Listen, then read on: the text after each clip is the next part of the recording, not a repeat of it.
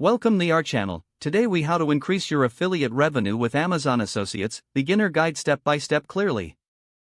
To increase your affiliate revenue with Amazon Associates, start by signing up for the program.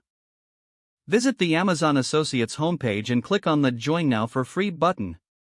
Fill out the application form with accurate information about your website or platform. Once approved, familiarize yourself with the Amazon Associates dashboard. Explore the various tools and resources available for affiliates. Select a niche that aligns with your interests and expertise. Research high-demand products within that niche on Amazon. Look for items with high ratings and positive reviews to promote. Utilize Amazon's SiteStrike tool to generate affiliate links for these products. Incorporate these links into your website, blog, or social media posts.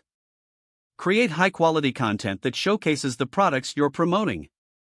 Consider writing product reviews, how-to guides, or listicles that highlight these items. Use SEO techniques to optimize your content for search engines. Target relevant keywords to attract organic traffic to your site. Promote your content across social media platforms to reach a wider audience. Engage with your audience by responding to comments and questions.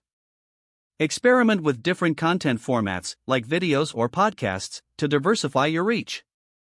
Monitor your performance through the analytics tools provided by Amazon Associates. Track which products generate the most clicks and conversions.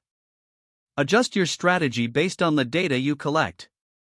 Stay updated with Amazon Associates terms and policies to remain compliant. Consider joining affiliate marketing communities to learn from others' experiences. Build trust with your audience by being transparent about your affiliate partnerships. Lastly, be patient and persistent. Growing affiliate revenue takes time and effort. If the page does not load, refresh the browser or try again in a private or incognito window. Make sure you are using the correct email address, then retype it carefully to avoid small typos. If your password is not accepted, use the reset option and create a new strong password you can remember.